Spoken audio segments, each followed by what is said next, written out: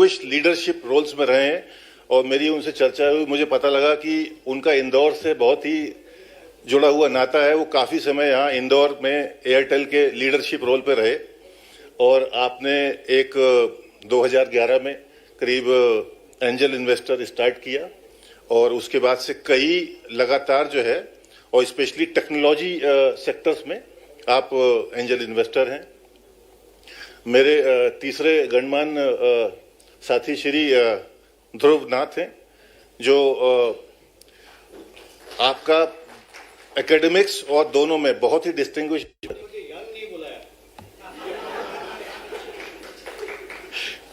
Sir young साथी हैं। तो आप जो एमडीआई गुड़गांव एक बहुत फेमस जो है मैनेजमेंट इंस्टीट्यूट है, आप उसमें प्रोफेसर रहे हैं। आप दिल्ली यूनिवर्सिटी से पीएचडी इन कंप्यूटर साइंस हैं और सबसे बड़ी बात कि करीब 25 से ज्यादा सक्सेसफुल स्टार्टअप्स के आपने मेंटरिंग करी है। तो अच्छा जो है मुझे लगता है कि जो इस विषय पर कि एक स्टार्टअप कैसे शुरू किया जाए, इससे अच्छे और जो है जो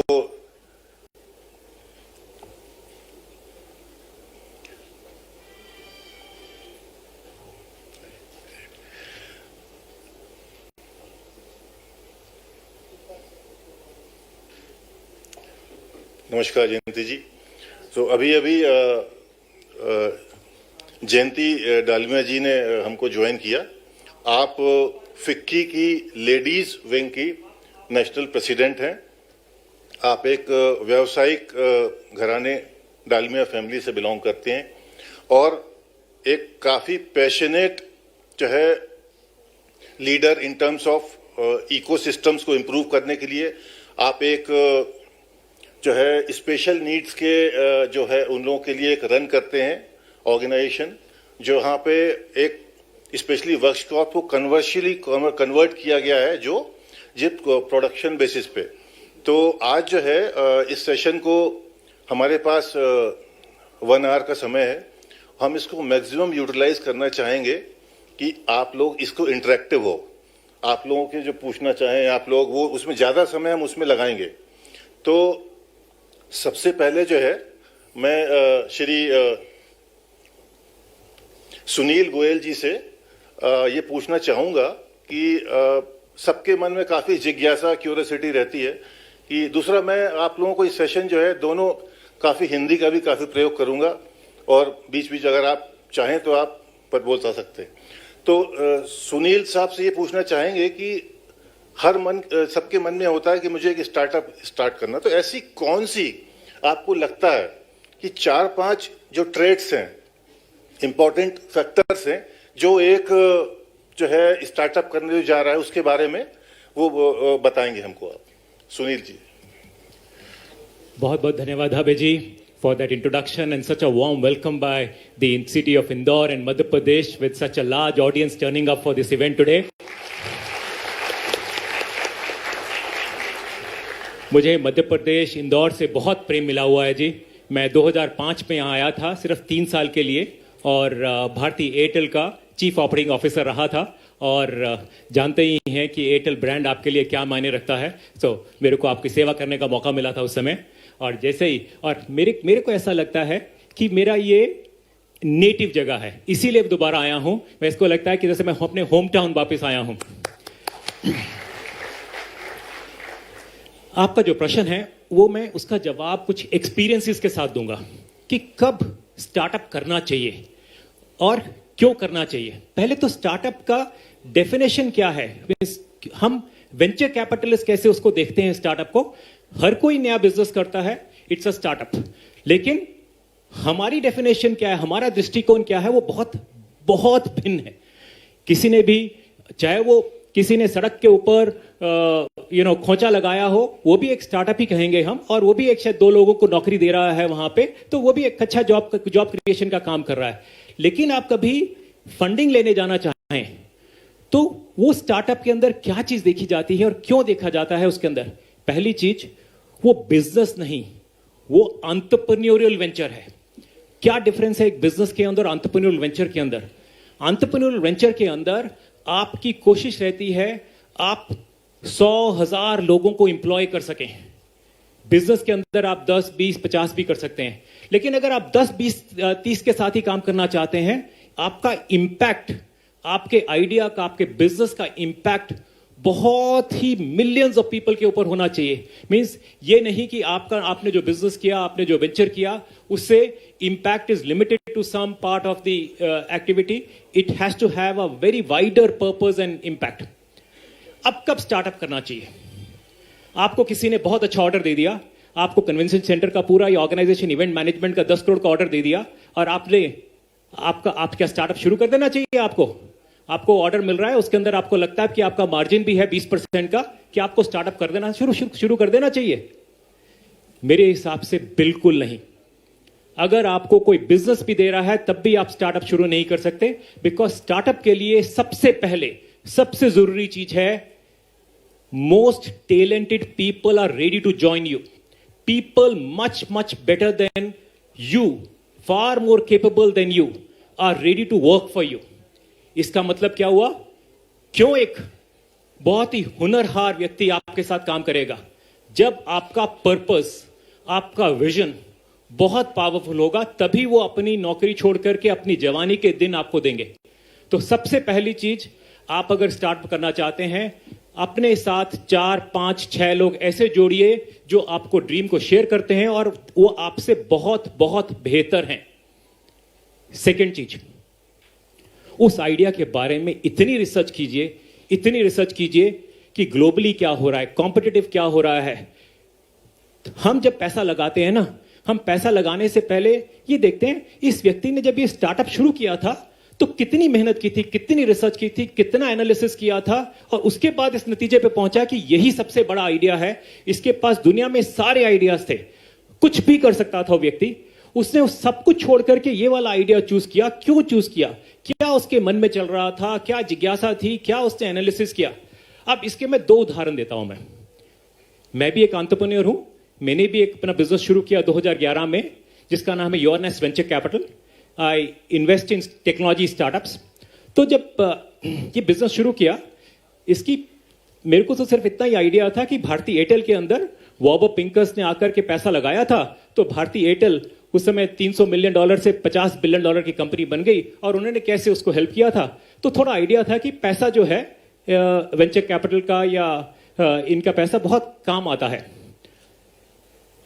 लेकिन स्टार्ट करने से पहले मैं 1 महीना घर नहीं गया। मैं बॉम्बे, चेन्नई, मैं गुड़गांव से हूं, और बैंगलोर घूमा और 35 लोगों से मिला। 2011 में 35 venture capitalist, 35 private equity players, 35 आप एंजल इन्वेस्टर से मिला, और जाना कि क्या क्या गलतियां कर सकता हूं मैं, क्या क्या सीख सकता हूं। मेरे को लगता था उस समय, आज से 5-6 साल पहले, तो मैंने बहुत अच्छा काम किया था कि मैं सीखने के बाद आया था। लेकिन मैंने बहुत बड़ी गलती की। क्या गलती की? सबसे बड़ी मार्केट टेक्नोलॉजी वेंचर कैपिटल की कहां है? सिलिकॉन वैली में है। मैं सिर्फ अपना दायरा कहां तक सीमित रखा?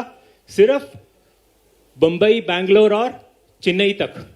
जबकि मेरी विजन होनी चाहिए to become the one of the best venture capitalist in the world and go learn from the best in the world. So आपको जब भी कोई स्टार्टअप करना है, देखिए कौन सबसे बेहतर है, कौन उसमें जाना चाहता है, तो वो कीजिए। That's the one better idea out there. एक और चीज, क्योंकि इंदौर शहर है, एक और आइडिया मैं आपको बताता हूं जो मैंने नहीं किया। 2008 फरवरी में मैं इंदौर सिटी का मैं क्लीनिंग का प्रोजेक्ट लेना चाहता था। एयरटेल का सीईओ था, एयरटेल में बहुत ज्यादा मजा आया। मैंने कहा चलिए, $16 billion is the valuation of a waste management company in New York city, and वहां पे $60,000 का सैलरी होती है, जो जेनेटर होता है, जो सफाई करने वाला होता है। तो ऐसा कुछ काम करते हैं कि हम इंदौर शहर को साफ करते हैं। उस समय सुनील मित्तल ने मेरे को ऑफर दे दिया to become a CEO of one company, and I said Sunil, give me 1 week to analyse whether I want to join you or I want to do this startup in Indore city। 1 हफ्ता आकर के collector साहब से को मिले, mayor साहब को मिले, सारे म्युनिसिपल कॉर्पोरेशन के लोगों को मिले, लेकिन समझ में आ गया कि 2008 के अंदर एनवायरनमेंट ऐसा नहीं था कि मैं वो स्टार्टअप कर सकूं वेस्ट मैनेजमेंट का in Indore city at that point in time, लेकिन मेरा ड्रीम फुलफिल कर दिया आप लोगों ने यहां पे to make it the most cleanest city out here. Thank you.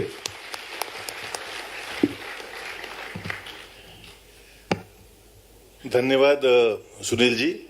अब मैं श्री ध्रुवनाथ जी से एक क्वेश्चन पूछना चाहूँगा कि जैसे आपने एग्जाम्पल्स दिए सुनील जी ने कि सबसे हम अगर आप देखेंगे कि हम लोग को रोका जाता है, रोका ये मतलब कि वार्निंग सिग्नल्स है ना, रेड फ्लैग्स।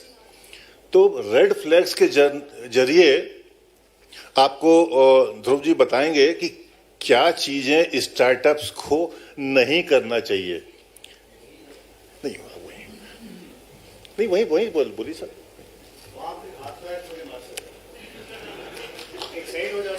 आइए, अच्छा लगा। Thank you Abhay. एंड मैं पहले इंदौर आया नहीं, पर जो रिसेप्शन मुझे मिला है मुझे लग रहा है कि मैं बार बार आया हूँ यहाँ। मुझे भी लग रहा है कि घर आ गया। तो बजाइए। हाँ जी।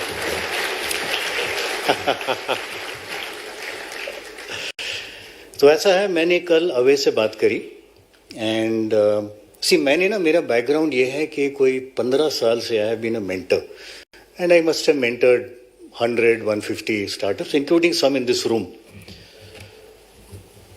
And what I have learned is there are a few key things that can go wrong. So what I thought I'd do today is I will talk about failures. देखिए, सक्सेस स्टोरीज जो हैं वो internet पे भी हैं, newspaper में भी हैं, सारे में हैं। जो भी बात करता है अपनी सक्सेस की बात करता है। फेलियर की बात कौन करता है? जिसने दारू पी हो, ठीक है ना। नहीं तो क्यों बात करेगा फेलियर की, ठीक है ना। हाँ जी हाँ, मैं तो मानता हूँ मैं फेलियर हूँ। तो मैं आपको एक दो फेलियर की कहानियां सुनाता हूँ। मेरे पास बहुत कहानियां हैं, लेकिन अवय जी शायद टाइम ना दे इतना, तो दो कहानियां सुनाता हूँ आपको। पहली कहानी, इसकी डेट बड़ी इंपॉर्टेंट है, अक्टूबर 2014। तो हम लोग एंजल इन्वेस्टर हैं, तो हमारी मीटिंग चल रही थी एंड लोग आते हैं पिच के लिए। तो एक स्टार्टअप आया पिच करने के लिए, उसमें 3 इंजीनियर्स थे, यंग इंजीनियर्स, मेरी तरह यंग। हंस क्यों रहे हो बॉस? मैं यंग हूं। ये तो डाई करी हुई है। तो इन लोगों ने प्रेजेंटेशन करी, पिच करी वाटरलेस यूरिनल की, ठीक है। आजकल तो बहुत हैं, बट उस टाइम में नहीं थे, ठीक है। 2014 अक्टूबर। तो हम लोग जो इन्वेस्टर थे ना, हम लोग कॉन्फ्रेंस रूम में बैठे हुए थे, कुछ उबासी ले रहे थे, कुछ ऐसे यहाँ कर रहे थे। Suddenly we woke up, waterless urinal, and I tell you why. 2 महीने पहले इंडिपेंडेंस डे पे प्राइम मिनिस्टर मोदी ने क्या बोला था? स्वच्छ भारत अभियान, ठीक है, करोड़ों टॉयलेट बनाएंगे। लेकिन पानी कहाँ है? बहुत बढ़िया आइडिया है, पानी कहाँ है? साफ कौन करेगा? और suddenly these people had come to us and said हमारे पास वाटरलेस यूरिनल है। हमने कहा बहुत बढ़िया। तो हमें ना सपने आने लगे, जी हम तो अमीर हो गए। तो काफी टाइम हमने उसको एनालाइज किया and we told them, boss 2 बातें हैं। एक तो we will take about a month to analyse your business, because normally on the spot check issue नहीं होते हैं, but don't worry, we are very happy with your project. Secondly हमने ये पूछा, आप लोग मार्केट कैसे करोगे? वो सर वील अपॉइंट डिस्ट्रीब्यूटर्स।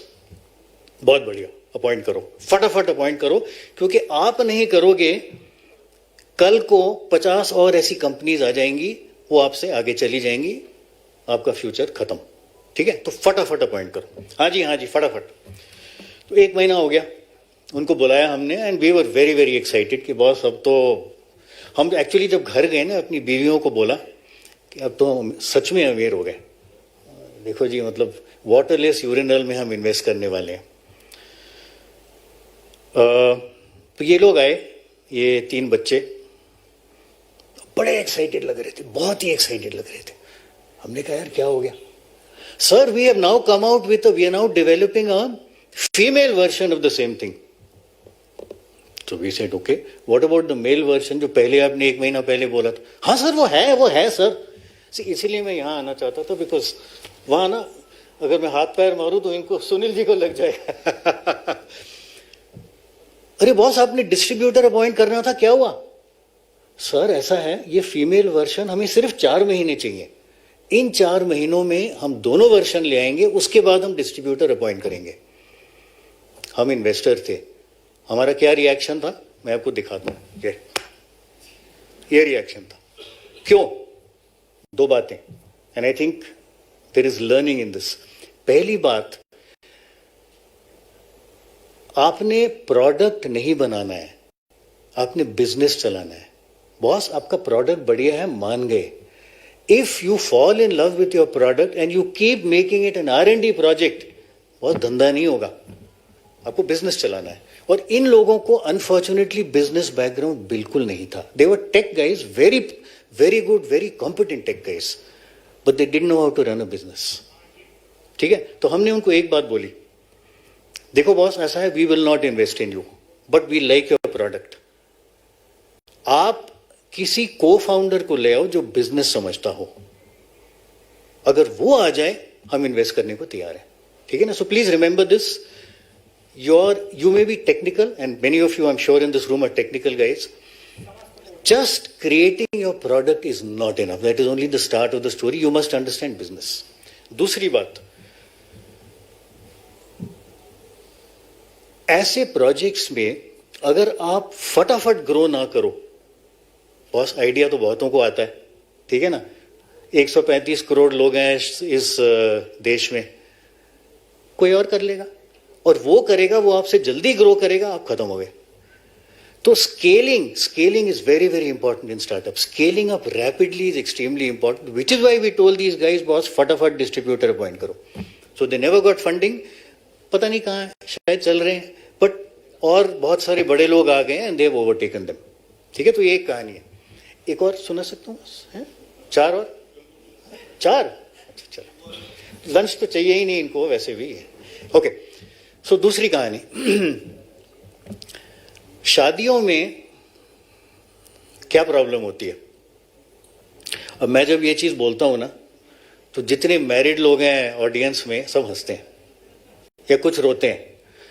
उन प्रॉब्लम्स की बात नहीं कर रहा हूं मैं बहुत होती है। शादी जब होती है उसमें जो गिफ्ट मिलता है उसमें क्या प्रॉब्लम होती है? ठीक है, प्रॉब्लम क्या है? मुझे 50 गिफ्ट मिले, और मुझे नहीं, सॉरी, हमें 50 गिफ्ट मिले, उनमें से 48 गिफ्ट्स आर एब्सोल्युटली यूजलेस, नहीं चाहिए मुझे। और मैं क्या करूंगा उनके साथ? आप क्या करोगे? उसकी शादी हो रही थी, और निमेश यंग है, उसकी शादी होने वाली, दे दो। निमेश मुझे गाली देगा, फिर निमेश सुनील को देगा। तो ये ना सिक्लिकल इंडस्ट्री हो गई है। Useless gifts, duplicate gifts are a standard practice of any wedding. ठीक है, तो इसका सोल्यूशन यूरोप में, यूएस में है, इंडिया में नहीं है अभी, एटलीस्ट जिस टाइम की मैं बात कर रहा हूं उस टाइम तक नहीं था। तो यूएस में क्या करते हैं, there is a site called wedding gift registry, e commerce site, जैसे अमेजन है ना वैसा, बट छोटा site. So wedding gift registry. अब उसमें जो कपल, उसमें सारे आइटम्स हैं जो पॉसिबल वेडिंग गिफ्ट्स हैं। ठीक है, सारे आइटम्स हैं, बहुत सारे। तो जो कपल जिसकी शादी हो रही है वो इस साइट पे जाते हैं और इन आइटम्स में से चूज करते हैं कि देखो जी हमको ये आइटम्स चाहिए। तो उनकी विश लिस्ट बन गई कि हमें ये गिफ्ट चाहिए। So they will be useless gifts, sorry useful gifts, निवेश को नहीं मिलेंगे। ठीक है ना? अब इस पेज का, जिस पेज में उनकी विश लिस्ट है ना, दैट उसका जो URL है, उसका जो लिंक है, ई कार्ड भेजते हैं, यंग लोग तो ई कार्ड भेजते हैं, ठीक है ना, उसमें वो URL होगा, लिंक होगा।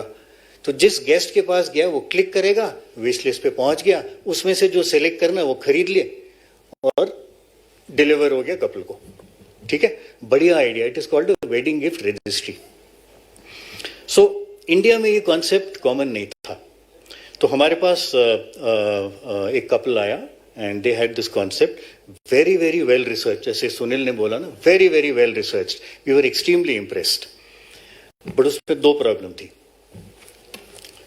Problem number 1, can you imagine, देखो हमारे हर कंट्री में ना कल्चरल इश्यूज होते हैं। कैन यू इमेजिन एक मदर उसकी बेटी की शादी हो रही है और बेटी ने विश लिस्ट बनाई है और मदर को पता लग गया, क्या बोलेगी मदर? क्या कर रही है? गिफ्ट डिमांड कर रही है। सारी बिरादरी में हमारी नाक कट जाएगी।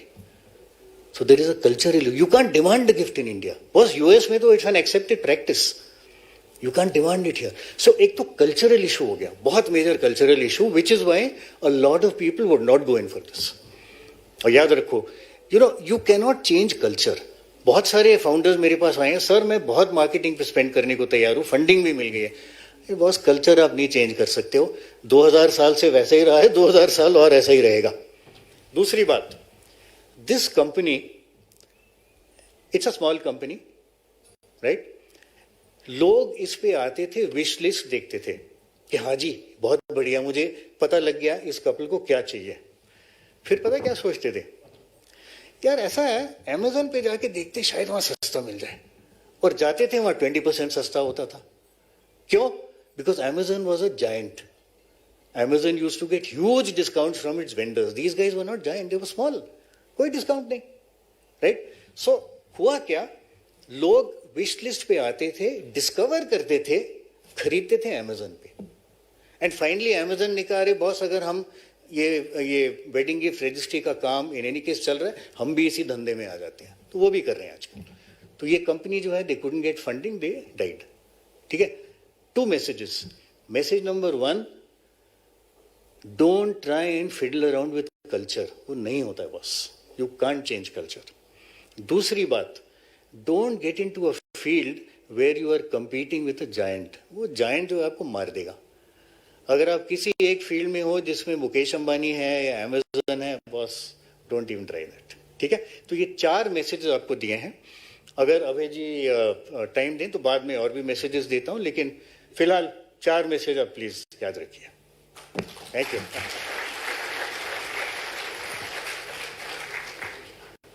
धन्यवाद ध्रुव जी। अब मैं जयंती जी से मेरा क्वेश्चन है कि आप काफ़ी बहुत इंडिया की वन ऑफ द लार्जेस्ट और ओल्डेस्ट ट्रेड बॉडी है, फिक्की है, तो आप उससे जुड़े हुए हैं काफ़ी समय से।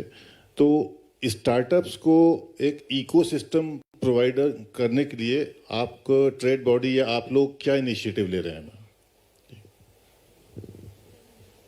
आप अगर जाना चाहें तो प्लीज। जी।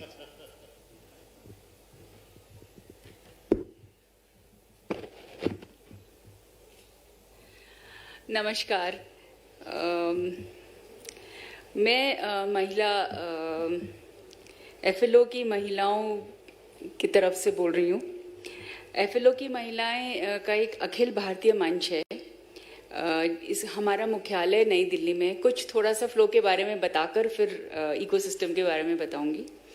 हमारी 18 शाखाएं हैं और एक इंदौर में भी है। यहाँ भी हमारे करीब 450 मेंबर्स हैं। और इसमें जो महिलाएं हैं वो उद्यमी, घरेलू उद्यमी हैं और पेशेवर भी हैं। They are entrepreneurs, homepreneurs and they are professionals. So हमारा दृष्टिकोण है power to empower, that is our vision. मैं फ्लो की 39th प्रेसिडेंट हूँ और 38 सालों का हमारा अनुभव है और एंटरप्रेन्योर्स और प्रोफेशनल्स के साथ काम करने का। होमप्रेन्योर्स तो अभी नए बडिंग हुई है in the last couple of years. दक्षिण एशिया में हम लोग सबसे पुराने चेंबर ऑफ कॉमर्स हैं और हम काफ़ी चीज़ों में काम करते हैं। महिलाओं के स्वामित्व वाले वुमेन इंडस्ट्रियल पार्क का निर्माण करवाते हैं। हमारा हैदराबाद में अभी नया पार्क का निर्माण हुआ है, अभी खुल भी गया है। और स्टार्टअप्स पे काम करते हैं और कोशिश करते हैं कि गवर्नमेंट के साथ काम करके नीतियों में भी उनकी मदद करें, उनको मतलब बताएं कि महिलाओं को किस तरह की मदद चाहिए। एक दो फैक्ट्स बताना चाहूँगी। दक्षिण एशिया में महिला कार्यबल की भागीदारी सिर्फ 24% है, जो सबसे कम है। और हमारे देश में केवल 14%, 14% ऑफ द एंटरप्रेन्योर्स और इंडस्ट्री ओनर्स आर वुमेन। और ज़्यादातर स्टार्टअप्स जो हैं वो एमएसएमई या छोटे इंडस्ट्रीज में आते हैं। महिलाएं उद्यमियों के लिए परिवार का समर्थन बहुत ही ज़रूरी है। एक तो उन्हें जो फाइनेंस चाहिए वो भी उनको परिवार से ही लेना पड़ता है। किसी भी अपने नए इसकी व्यवसाय की शुरुआत करें तो हमें धन की आवश्यकता ज़रूर होती है, उसके बिना तो कुछ काम हो ही नहीं सकता है। तो ज़्यादातर महिलाओं के नाम से न भूमि होती है न घर होता है, मतलब हम लोग जैसी भी महिलाओं के नहीं होता है, तो औरों का छोड़िए। तो संपत्ति का स्वामित्व नहीं होने के कारण हमें अपने पति को या भाई को या पिता को या ऐसे या कोई पार्टनर को ऐसे लेना पड़ता है साथ में, जो कि हमें बैंक से ऋण मिल जाए। दो आजकल गवर्नमेंट में है कि we can get non collateral funds also. और हम लोगों का सबसे बड़ा ये है कि जैसे कि महिलाएं ज़्यादातर किन व्यवसायों में काम करना चाहती हैं। क्या तो एजुकेशन होता है, या जो फाल्गुनी नैयर हैं जो नायका की यूनिकॉर्न मानी जाती हैं, उन्होंने ब्यूटी में किया, या फिर हम लोग फाइनेंशियल स्पेस में करते हैं, सस्टेनेबिलिटी में करते हैं, डिज़ाइनर्स बन सकते हैं या कपड़ों का व्यवसाय करते हैं। इस तरह के काम में हम लोग जुड़ना चाहते हैं ज़्यादातर। और यहाँ पे पुरुष काफ़ी हैं, पर ये ज़रूर कहना चाहूँगी कि जितने भी मेन हैं यहाँ, वो हमारे मॉडल को समझ नहीं पाते हैं, तो कई बार उसका महत्व भी नहीं समझते हैं। तो इसलिए भी कई बार हम लोगों को, महिलाओं को उसके लिए फंड्स मिलना थोड़ा मुश्किल हो जाता है। आज भारत जो है दुनिया का तीसरा सबसे बड़ा इकोसिस्टम है, और 14 जनवरी में भारत में स्टार्टअप्स के 83 यूनिकॉर्न्स थे, और इसमें $277.77 बिलियन वर्थ था, और 14,000 नए स्टार्टअप्स बने हैं लास्ट ईयर में, और 10,000 एंजल नेटवर्क्स भी हैं, एंजल नेटवर्किंग निवेशक हैं। उनमें महिलाएं सिर्फ 1% है, और स्टार्टअप्स में महिलाएं सिर्फ 10% है। ये सब इसलिए आपको कह रही हूँ कि अब मैं फिक्की फ्लो के बारे में बोलना चाह रही हूँ कि थोड़ा बहुत आपको बैकग्राउंड पता लग जाए तो it will become easier to understand हम क्या बोलना चाह रहे हैं। फिक्की फ्लो हमेशा महिलाओं के लिए काम करता आया है, और हम लोग के नेतृत्व में हमारी जो पास्ट प्रेसिडेंट्स थी, हमारे लोग थे, वो सब करीब 7-8 साल पहले हम लोगों ने एक स्टार्टअप सेल खोला था स्वयं के नाम से, और इसमें हम लोगों ने काफ़ी काम किया है। हम लोग फिक्की से भी और फ्लो से भी, दोनों तरफ से हम लोग काम करते हैं। फिक्की ने भी करीब 1000 स्टार्टअप्स को मेंटर किया है और उनको हेल्प किया है, और हम लोगों ने अभी तक 400 स्टार्टअप्स में काम किया है। और हम लोग हमारे जो एंटरप्रेन्योर्स होते हैं उनको हम लोग फ्लोप्रेन्योर्स बुलाते हैं, और हमारे जो इन्वेस्टर्स होते हैं उनको हम फ्लो एंजल्स बुलाते हैं। Instead of calling angel investors we call them FLO angels and flopreneurs. हमारे करीब 400, जैसे मैंने कहा 400 स्टार्टअप्स हैं, और कई चीज़ों में हैं, right from food to agriculture, fashion, beauty, finance related startups and sustainability, in 5-6 में काम करते हैं। और इनमें से 100 स्टार्टअप्स को ग्लोबल लिंकेजेस भी दिलाने की कोशिश करी है फिक्की के थ्रू, हम लोग हेल्प ले लेते हैं।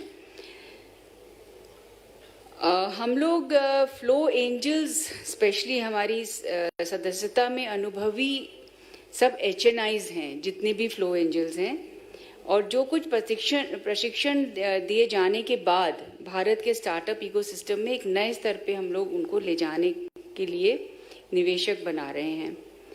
अपने फ्लोप्रेनर्स उद्यमी की मदद करने के लिए फ्लो ने FLO वर्चुअल इंक्यूबेटर की स्थापना भी करी है और वो उत्कृष्टता के केंद्र में रूप में कार्य कर रहे हैं। यह स्टार्टअप सदस्य का संबंधित इंक्यूबेटरों से जोड़ता है और इनके साथ वर्षों से MOU करते आ रहे हैं, जिससे उद्यमी को अपने विचार से निवेश तक अमल में लाने का मौका मिले। From an idea to a business. आप आइडिया लाइए, हम लोग हमारे एंटरप्रेन्योर्स को कहते हैं आप आइडिया लाइए और हम हेल्प करेंगे आपको उसको बिजनेस में कन्वर्ट करने के लिए। हम परामर्श भी उनको देते हैं, वी मेंटोर देम, और हमने करीब 60 मेंटर्स का एक मंच बनाया है, वर्चुअल है, एंड दे ऑल वुमेन, और वो मेंटरशिप करते हैं जब तक कि जो हमारी एंटरप्रेन्योर्स हैं, फ्लोप्रेनर्स जिनको हम कहते हैं, वो अपने एक मकसद तक न पहुंच जाए, उनका बिजनेस इस्टेब्लिश न हो जाए, तब तक हम उनको मेंटर करते हैं और उनको पूरी तरह से सक्षम भी करते हैं। ऐसा करते हुए हमने केवल सतह पर ही एक लकीर खींची है।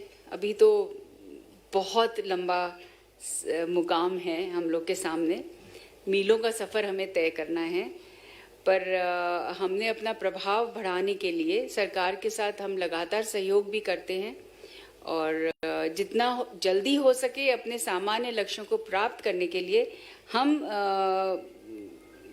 कुछ तैयारी करते ही जा रहे हैं। इस काम को आगे बढ़ाने के लिए मैं मध्य प्रदेश सरकार, जिनके पास भारत में उद्यम लगाने में मदद करने से महारत हासिल है, उनसे भी अनुरोध करती हूँ कि वे नीति निर्माण के साथ एक संगठन के रूप में हमारी मदद करें, और ताकि अधिक से अधिक महिलाएं एंटरप्रेन्योर बन सकें। हम सरकार के साथ सहयोग करने की पेशकश करना चाहते हैं ताकि संयुक्त रूप से कार्यक्रम बनाने के लिए हमारे मौजूदा सलाहकारों के पूल का उपयोग भी करा जा सके। न केवल हमारी महिलाएं आगे बढ़ने में मदद हो सकता है उनका, बल्कि एक संगठित मंच भी बनता है और उनमें मौजूद परस्पर क्रियात्मक कौशल पैमाने का सृजन होता है। सरकार और हितधारकों के साथ चर्चा के लिए हम मंच बनाएंगे। हम अपने सदस्यों के साथ स्टार्टअप क्षेत्र में सरकार की नीतियों से अवगत कराने का काम भी करेंगे, और फिक्की की तरफ से, फ्लो की तरफ से हम जितना काम कर सकेंगे हम कोशिश करेंगे कि हम इकोसिस्टम को ज़्यादा से ज़्यादा बढ़ावा दें। और अभी 400 हैं, देखिए आने वाले सालों में हो सकता है हम 1000 फिर 2000 बढ़ते ही चले जाएंगे, और वी जस्ट होप कि we do our best in the ecosystem. Thank you.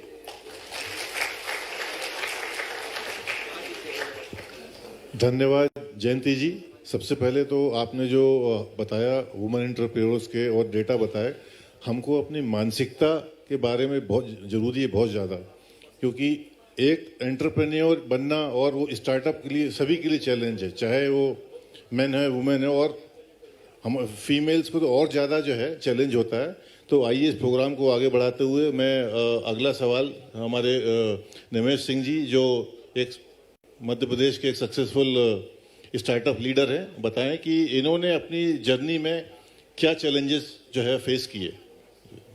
Nimesh ji. Thank you, Abhay sir. So challenges, basically I have 21 years of experience इस startup में, और मैंने MP से ही इंजीनियरिंग करी और यहीं से भोपाल से इंजीनियरिंग करके भोपाल में स्टार्टअप शुरू किया। और सबसे पहले तो ध्रुव सर को थैंक यू, उन्होंने 20-21 साल हो गए मुझे, और उन्होंने मेरी फिर से शादी करा दी, शायद उनको बहुत यंग लग रहा था मैं, तो थैंक यू सर। मैं आपको कोई ज्ञान नहीं देना चाहता, बिकॉज आई थिंक जो स्टेजेस, जो चैलेंजेस हैं, आप अपनी लाइफ में खुद फेस करने वाले हो और खुद देखोगे कि चैलेंजेस हर स्टेज पे है। मतलब अगर आप चाहे यूनिकॉर्न हो तो आपके अलग चैलेंजेस हैं, अगर आप स्टार्टअप हो, एकदम अर्ली कॉकरोच हो तो आपके अलग स्टार्टअप्स हैं। आपके चैलेंजेस अपने हर फेज, लाइफ के फेज में आएंगे। आप अपनी लाइफ में ऑलरेडी देखते हो, जब आप बच्चे होते हो आपके चैलेंजेस होते हैं कि सोशल साइंस कैसे निकालें, फिर फिजिक्स कैसे निकालें, केमिस्ट्री कैसे निकालें। धीरे धीरे लाइफ के चैलेंजेस बढ़ते जाते हैं। तो मैं आपको अपनी लाइफ की पूरी जर्नी बताता हूँ कि लाइफ में यहाँ से हुआ कैसे, भोपाल से जब स्टार्टअप शुरू किया, क्यों किया, आगे कहाँ गए, अलग अलग स्टेजेस में। जब हम शुरू कर रहे थे तो फंड कहाँ से आया, फिर हम जब $1 मिलियन ARR पे पहुंचे तब क्या हुआ, फिर आगे बढ़े तब क्या हुआ। तो मैं आपको अपनी लाइफ की जर्नी के हिसाब से उसको समझाने की कोशिश करूंगा और आप उसमें से सोचिएगा कि यही सारे चैलेंजेस आपको आने वाले हैं और सबको यही चैलेंज आते हैं। शायद जब गूगल बना होगा उसको भी सिमिलर चैलेंजेस आए होंगे और आप सिर्फ ये सीख सकते हैं किसी के, आप हिस्ट्री में जाके देखेंगे तो बहुत सारी चीज़ें रिपीट हुई हैं, आपको वापस से उसमें जाने की ज़रूरत नहीं है। तो मैंने 2001 में इंजीनियरिंग कंप्लीट किया और 2001 में बबल बर्स्ट हुआ था। There was a recession, India.com, Rediff.com, उस टाइम में बहुत सारी इस टाइप की साइट्स आई थी और उस टाइम में जॉब्स नहीं थे और इंजीनियरिंग कॉलेजेस काफ़ी हो चुके थे, तो जॉब्स वैसे ही नहीं थे और इतने सारे इंजीनियरिंग कॉलेज थे, इंजीनियर्स की तो कोई वैल्यू नहीं थी। तो अगर कोई जॉब नहीं करता उस टाइम में तो सबको प्रेशर रिलीज़ करने के लिए सबको बताया जाता है कि मेरा बेटा फ्रीलांसिंग कर रहा है, अपना खुद का काम शुरू किया है। तो वहाँ से शुरू किया। तो I am an entrepreneur by chance, not by choice. अगर मेरे को जॉब मिलता तो शायद मैं जॉब में चला जाता। तो मैंने जस्ट स्टार्ट किया और I just followed my passion. मेरी पहली लर्निंग ये थी कि आप कोई ऐसा काम करो जिसमें आपको अगर पैसे ज़िंदगी भर में नहीं भी मिले तो आप करते जाओ, कोई स्ट्रेस ना हो। तो मुझे कंप्यूटर्स में बड़ा इंटरेस्ट था, लेकिन मैंने मैकेनिकल इंजीनियरिंग करी थी और मैं अच्छा मैकेनिकल इंजीनियर भी था। अभी मेरी गाड़ी का टायर पंचर हो जाता है तो I have to call my brother कि भैया देखना क्या हो गया। तो अच्छा मैकेनिकल इंजीनियर भी था और साथ में कंप्यूटर साइंस में मेरा पैशन था। तो I started coding in 11th standard. तो वो पैशन को कंटिन्यू करते हुए वेबसाइट्स लोग नहीं बनाते थे, तो आई स्टार्टेड बिल्डिंग वेबसाइट्स, लोगों की वेबसाइट बनाई। भोपाल में बहुत सारे लोगों के लिए वेबसाइट बनाई। बहुत सारी जो कंपनीज है वो अपनी वेबसाइट चाहते थे, नया एड्रेस होता था उनके लिए, अपनी कंपनीज के लिए।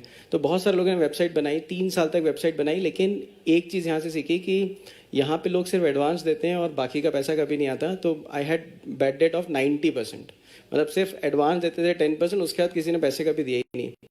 बट स्टिल उस टाइम में इतना ज़्यादा नहीं था। 10,000 की एक वेबसाइट बनती थी, अगर 1-2 हज़ार रुपये मिल जाते थे तो 2-3 हज़ार में तो घर चल जाता था और इतना रिस्क भी नहीं था लाइफ में उस टाइम पे।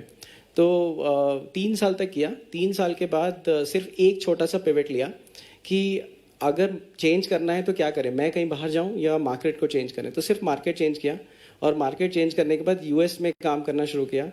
तो जो यहाँ से लोगों ने सिखाया कि 3 साल में जो लर्निंग आई, उस 3 साल में प्रोडक्ट की बनाने की, टेक की, सेल्स की, मार्केटिंग की, वो सब सीखा। और उसके बाद यूएस से ऑर्डर्स आने शुरू हो गए। पहला प्रोजेक्ट मिला, बिडिंग ऑनलाइन करी, पहला प्रोजेक्ट मिला और वो $2,000 का, जो वेबसाइट हम 10,000 रुपये में बनाते थे वो $2,000 लोग देने लगे। और पहली बार किसी ने पूरे पैसे दिए लाइफ में, तब समझ में आया कि पैसे कैसे लिए जाते हैं। तो $2,000 आना शुरू हुए, देखा जल्दी से, मतलब वो पिवट आया 3 साल में। अचानक से जो $2,000 रुपये मिल रहे थे वो $2,000 में शिफ्ट हो गए। तो शायद ₹50 का डॉलर था उस टाइम पे, तो 1 लाख रुपए पहुंच गए। तो वो पिवट आया। फिर प्रोजेक्ट्स आने शुरू हो गए। अब चैलेंज आया, टीम कैसे बनाई जाए, अब कैसे टीम बनाएंगे। तो पहले टीम बनाने के लिए बहुत सारे लोग देखे। जैसे सर ने बोला कि ऐसा आप स्टार्टअप करो कि लोग आपको ज्वाइन करें, लेकिन हमारा ऐसा स्टार्टअप था नहीं वैसे। तो शुरुआत में मैंने सोचा कि मैं कौन हूँ, मैं वो हूँ जो फेल हो गया। 4.5 साल में मैंने बी की थी बाय द वे। तो मैंने सोचा कि कौन ऐसे लोग हैं जिन्होंने यहीं रह गए इसी वजह से। तो एक बंदा मिला जो इंजीनियरिंग के बाद सॉक्स और वेजिटेबल्स बेच रहा था। पहले उसने वेजिटेबल्स बेचे, फिर डोर टू डोर सॉक्स बेचे, उसको ऐड किया। इंजीनियर ही था।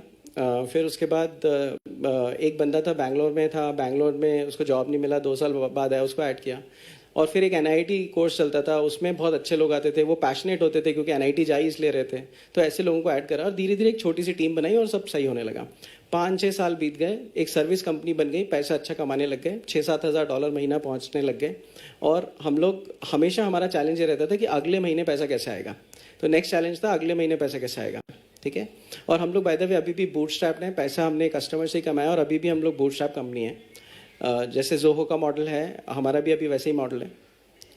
तो हम लोग टीम आई। अब टीम का चैलेंज ये था कि सबको ग्रोथ चाहिए, लेकिन हमेशा इंडस्ट्री में जब आप किसी इंडस्ट्री में घुसते हो तो हो सकता है वो इंडस्ट्री शुरू में अच्छी हो, लेकिन बाद में जाके वो कॉम्पिटिटिव ज़रूर हो जाएगी।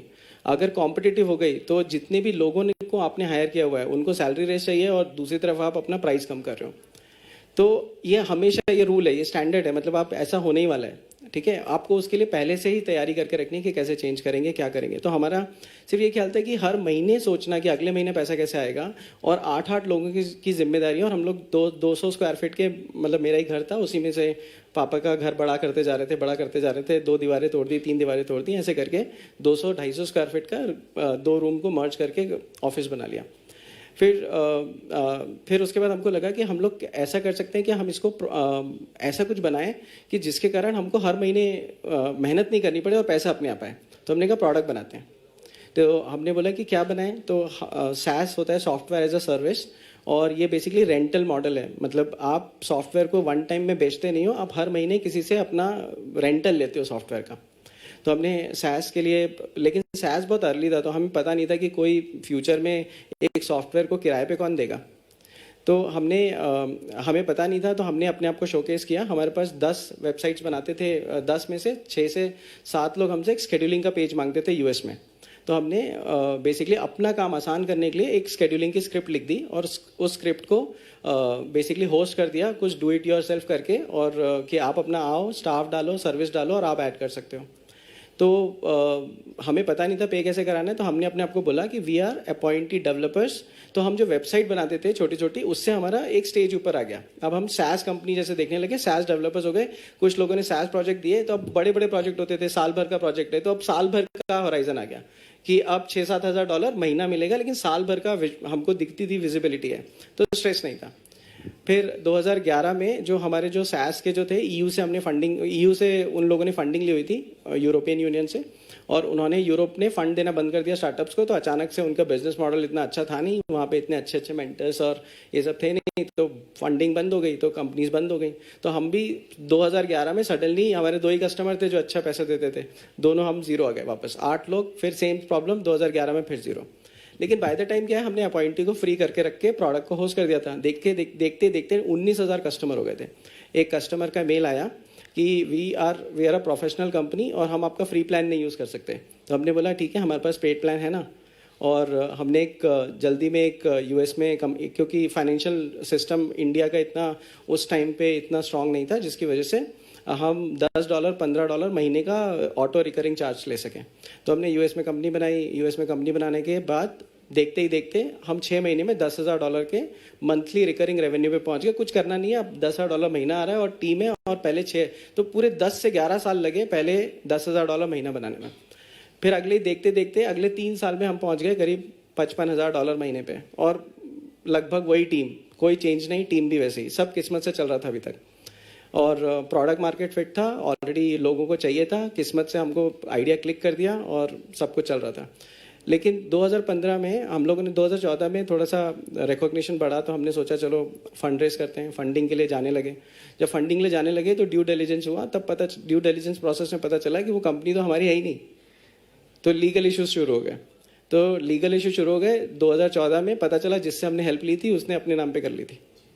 तो फिर हमने लीगल बैटल लड़ा, 1 साल में जीते, फिर जीरो आ गए, फिर जीरो रेवेन्यूज पे आ गए 2015 में। फिर 2016 में हमने स्टार्ट किया, और 2016 में उसके बाद हमने पहला को फाउंडर मिला, IIM से हायर किया। उसके बाद हमारी ऐसी टीम मिली कि विजन क्रिएट किया, और मैंने 15 साल अपने लगा दिए बूटस्ट्रैप करके। तब रियलाइज़ हुआ कि हमें बेसिकली एक अच्छी टीम की ज़रूरत है। फिर हमने ऑफिस बनाया 3,000 स्क्वायर फीट का। फिर हमने 2 साल में फिर ऑफिस बनाया 10,000 स्क्वायर फीट का। अब हमने फिर एक नया ऑफिस बनाया 1.5 लाख स्क्वायर फीट का। और आज हमारे पास 70 लोग हैं, और हमारा अगले 3 साल में विजन है कि $1 बिलियन कंपनी हम यहाँ से खड़ी करेंगे। और हमने IITs, NITs, दुनिया भर के सारे कॉलेजेस, सारे अच्छे अच्छे लोगों को हमने हायर करना सीख लिया है।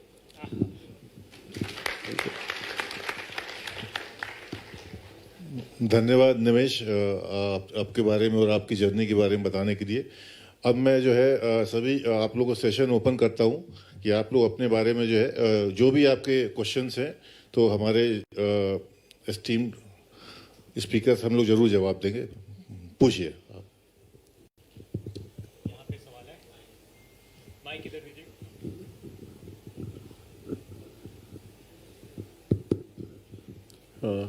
Good afternoon, sir. My question with Dhrunath, sir. Sir, I am Dr. Sandeep Tare from SKCL Institute Group, Indore. Sir, being you as an angel investor, how can you assess and save your angel investing at which life cycle of the idea, sir?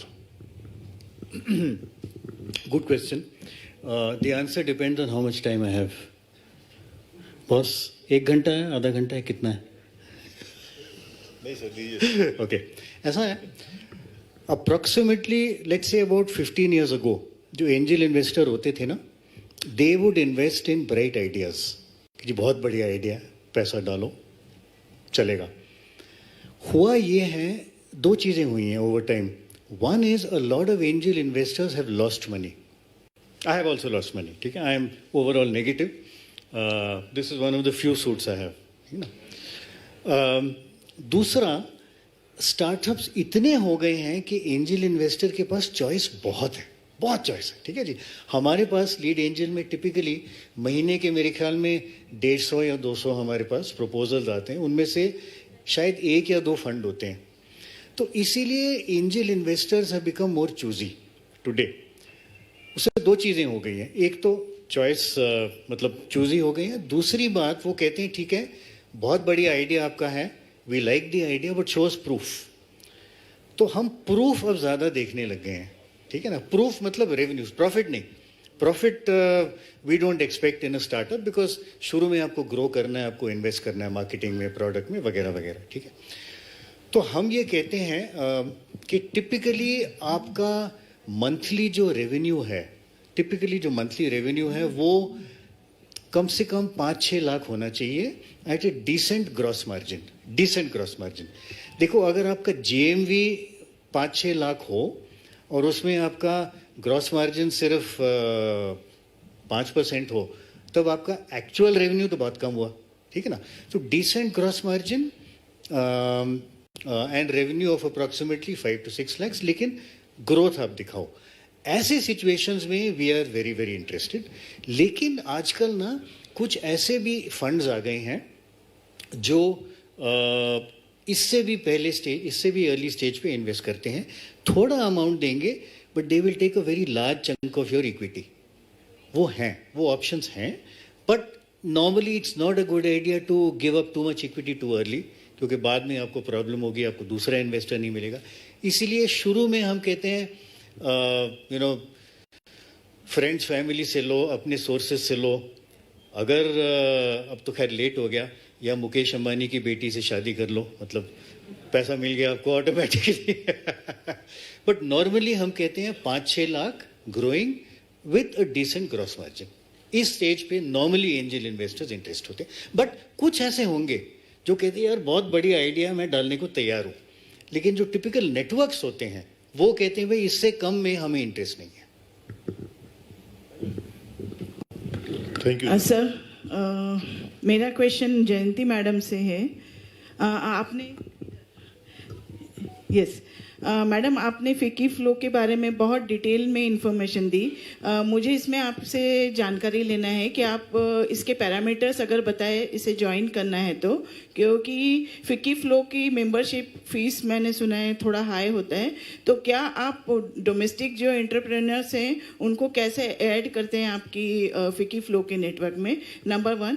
Number 2, जो मुझे सारी speakers से जानना है कि किसी का enterprise non profit सालों से है और वो सक्सेसफुल अगर रन कर रहे हैं और उसको सडनली स्टार्टअप में अगर उसको कन्वर्ट करना है, तो क्या ये एक गुड सजेशन होगा, या स्टार्टअप के लिए हम एक नया पूरा माइंडसेट के साथ में प्रॉफिट मेकिंग उसको एजेंसी को रजिस्टर्ड करें? Thank you. फिकी फ्लो के बारे में ऐसा है कि आप इंदौर में रहते हैं, तो इंदौर में इनका एक हमारा ब्रांच है, one of chapters is there in Indore. तो आप आज उनके नीचे बेसमेंट में 22 स्टॉल्स भी लगे हुए हैं, तो आप उनमें से किसी मेंबर से मिल लीजिए और वो आपको पूरा डिटेल बता देंगी, या आप नंबर दे देंगे तो आपको फॉर्म दे दिया जाएगा। फिर कुछ स्क्रीनिंग प्रोसेस जरूर है। It doesn't matter if you are a homepreneur, it doesn't matter if you are an NGO, you can always be chosen, but there are parameters which we look at, and technically speaking we are not that expensive. The fees could be annual as well as life membership में थोड़ी fees आपको हो सकता है एक बार में ज़्यादा लगे, पर yearly फीस बहुत ज़्यादा नहीं है। तो आई थिंक नीचे ही से ही आपको मिल जाएगा वो मेंबरशिप वगैरह का फॉर्म एक्सेट्रा। और NGO का प्रॉफिट कब आप लेना चाहेंगे सर? चलिए, हम एक व्यक्ति का एक माइंडसेट होना बहुत ज़रूरी है। जब अगर आपका NGO का माइंडसेट, आपका DNA culture of the organisation is NGO, उसको चेंज करना to profit making is very very tough. You need to always set up a separate company, separate entity, separate team.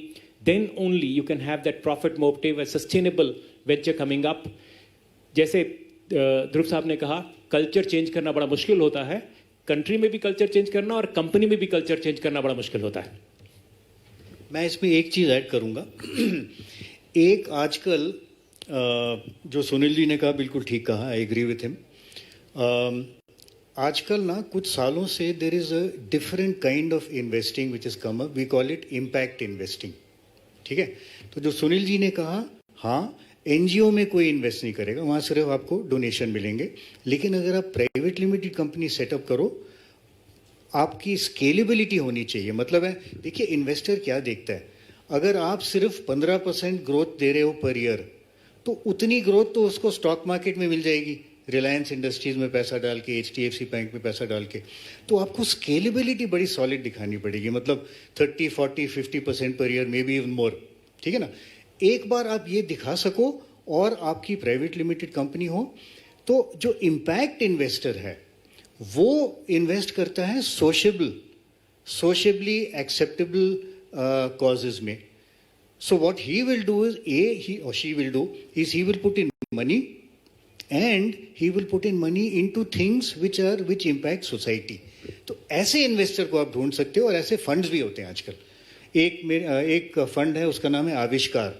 आप नेट पे जाके check करिए, आविष्कार को देखिए, और वो ऐसे प्रोजेक्ट्स में इन्वेस्ट करते हैं। लेकिन जो सुनील जी ने कहा बिल्कुल ठीक है, NGO में नहीं करेंगे, आपको प्राइवेट लिमिटेड कंपनी सेटअप करनी होगी। My question is to Nimesh sir. Specially जब अपन एक नया प्रोडक्ट लॉन्च करते हैं, SaaS प्रोडक्ट, तो उसकी प्राइस पॉइंट कैसे कैलकुलेट करी जाती है?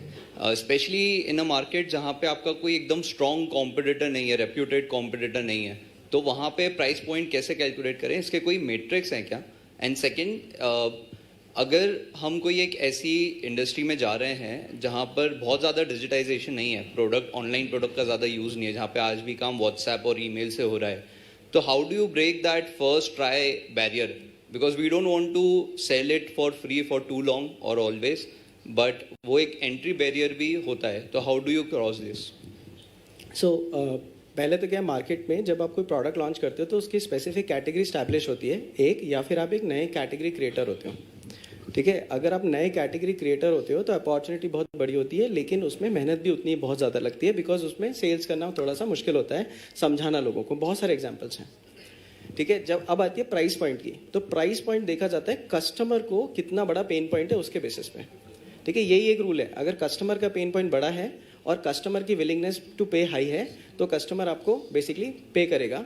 जैसे फॉर एग्जांपल, हम यहाँ पे सब 10,000, 15,000, 1 लाख रुपए महीने से ज़्यादा कमाते होंगे, लेकिन धनिया हम फिर भी 50 रुपये में से ज़्यादा मिल रहा होगा गड्डी, तो फिर हमारे दिमाग में चलेगा नहीं, महंगा है, right.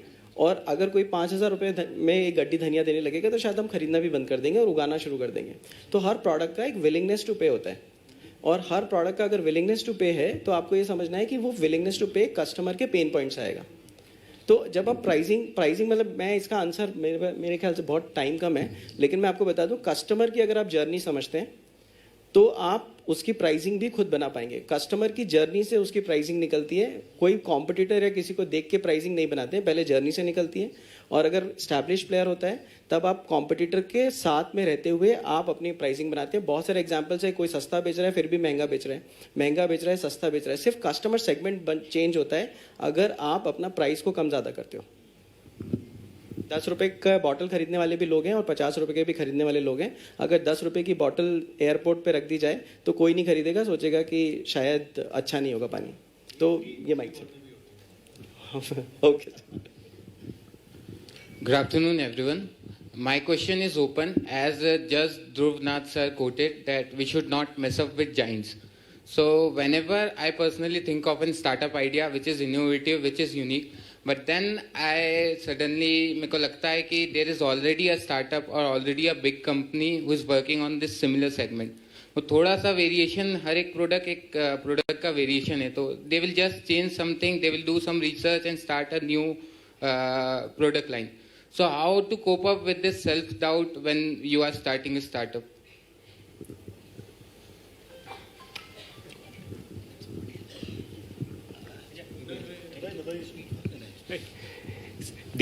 The matter of self-doubt is keep questioning yourself day in, day out. Why will this product work? सोते जागते में, सोते हुए भी और जागते हुए भी. Keep on questioning every time that what is the problem that you need to solve which the other big giant cannot solve. And once you have that insight, boss, this is the one which is unique. Now I've solved every problem the customer will come by. That's the time you reach out to your friends. This is the idea. Can you join me now? And when the friends join, they will ask you to refine the idea further. And once the idea is refined, go ahead, go to the customers. But yes, till the time problem is not solved by you, keep on questioning yourself. So I'll just add to what Sunil said. देखिए, I think somebody, one young man here, young man like me, he used the term entry barrier.